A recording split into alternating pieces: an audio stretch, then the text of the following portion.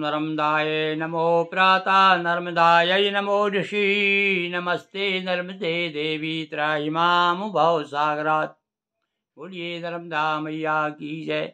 उत्तर तट पर हम लोग आ गए हैं और यहाँ पर जब नर्मदा जी सागर की ओर आ रही थी उस समय की एक कथा आती है कि सागर के मन में भी आया कि मैं भी नर्मदा से मिलने चलूँ। भैया ये तो भैया सर्व सरिताओं का पति है, तो प्रेम के कारण सागर भी उमड़ते उमड़ते लोटपोट होते हुए और इधर से नर्मदा आ रही थी, उधर से समुद्र उमड़ता आ रहा था।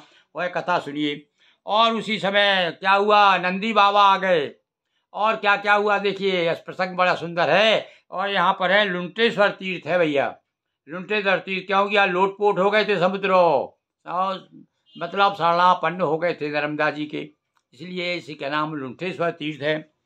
सतयुग की सुनिए कथा, रेवा का कर दर्श।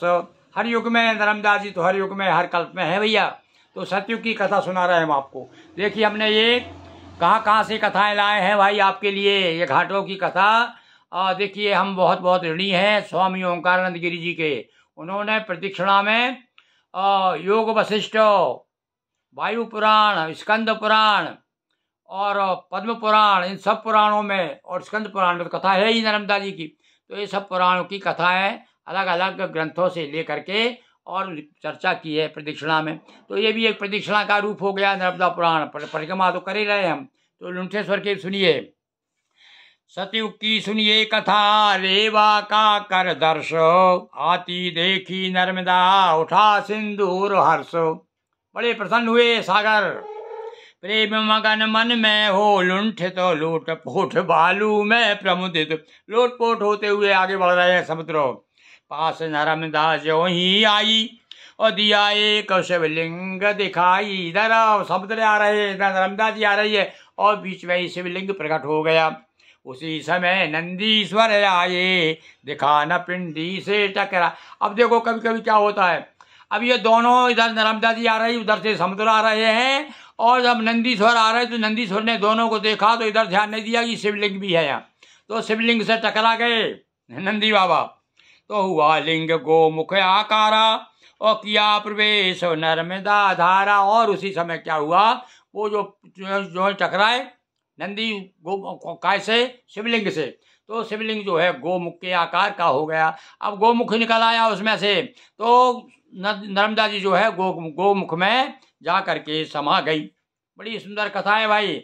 और यही आचमन सब जन करते अपने पापिता, और यहीं पर वो गोमुख जैसा रूप हो गया और यहीं पर सब लोग आकर के आचमन करते हैं, ध्यान करते हैं, पूजा करते हैं। और करें पान से यदि जल पाना, करें प्रेम से यदि जल पाना, मिले भक्ति शक्ति अरु ज्ञाना। प्रेम से जो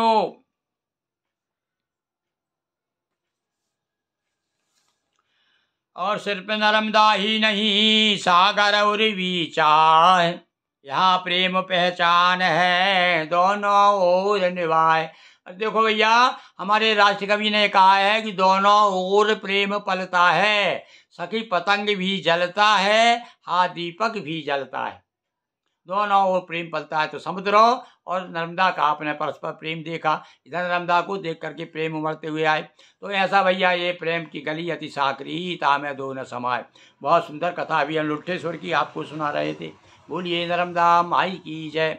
हर हर महादेव शंभो।